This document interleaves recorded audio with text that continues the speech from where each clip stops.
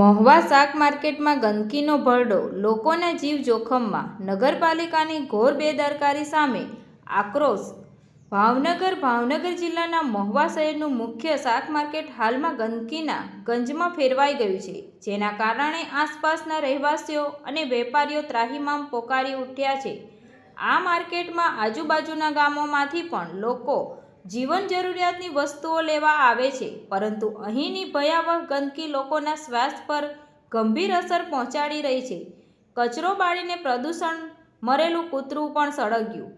સ્થાનિક લોકોની રજૂઆત અનુસાર મહુવા નગરપાલિકાની ઘોર બેદરકારી અહીં સ્પષ્ટપણે દેખાઈ રહી છે. લોકોએ આક્ષેપ કર્યો છે કે નગરપાલિકા દ્વારા નિયમિતપણે કચરો ભરવાને બદલે તેમના કર્મચારીઓ દ્વારા જાહેરમાં કચરો સળગાવવામાં આવી રહ્યો છે. કચરો બાળવાની આ ગંભીર ઘટનાના વીડિયોમાં સ્પષ્ટપણે જોઈ શકાય છે કે કચરાના ઢગલા સાથે એક મરેલું કૂતરું પણ સળગી રહ્યું હતું. કચરો બાળવાના કારણે નીકળતા ઝેરી ધુમાડાથી આખા વિસ્તારમાં ગંભીર વાયુ પ્રદૂષણ ફેલાઈ રહ્યું છે, જે શ્વાસ સંબંધી રોગોને આમંત્રણ આપી રહ્યું છે. અમારી વારંવારની ફરિયાદો છતાં કચરાની ગાડીઓ પણ નિયમિત આવતી નથી અને તેના બદલે કર્મચારીઓ કચરો સળગાવીને પ્રદૂષણ કરે છે, તેમ કહીને સ્થાનિકોએ પોતાની વેદના વ્યક્ત કરી હતી. ગાયો અને આખલાનો ત્રાસ વધ્યો. કચરાના ઢગલાઓ અને ગંદકીના કારણે માર્કેટની અંદર ગાયો અને આખલાનો ત્રાસ પણ ભારે વધી ગયો છે, જેનાથી ખરીદી કરવા આવતા લોકો અને નાના વેપારીઓ માટે જોખમ ઊભું થયું છે. નગરપાલિકાની આવી બેદરકારીઓ દિવસે ને દિવસે સામે આવી રહી છે અને કચરો ભરવાને બદલે સળગાવવાનો આ મુદ્દો હાલમાં શહેરમાં ચર્ચાનો વિષય બન્યો છે.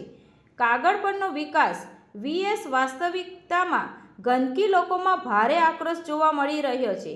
તેઓ સવાલ કરી રહ્યા છે કે શું મહુવા નગરપાલિકા દ્વારા આ બાબતે કોઈ યોગ્ય પગલાં લેવાશે ખરા? એક તરફ કાગળો પર શહેરના વિકાસની વાતો કરવામાં આવી રહી છે અને બીજી તરફ મુખ્ય જાહેર વિસ્તારોમાં ગંદકી, ઉકરડા અને કચરાના ઢગલા જોવા મળે છે.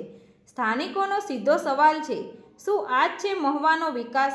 જો વહેલી તકે નગરપાલિકા દ્વારા આ ગંદકી દૂર કરવામાં નહીં આવે અને કચરો બાળતા કર્મચારીઓ સામે પગલાં લેવામાં નહીં આવે તો જાહેર આરોગ્યની સ્થિતિ વધુ વણસી શકે છે અને રોગચાળો ફાટી નીકળવાનો ભય છે. તંત્રી મહેબૂબ રફાઈ સાથે રિપોર્ટર સમીર ગાહા, તપસ્વી ગુજરાત ન્યૂઝ, મહુવા.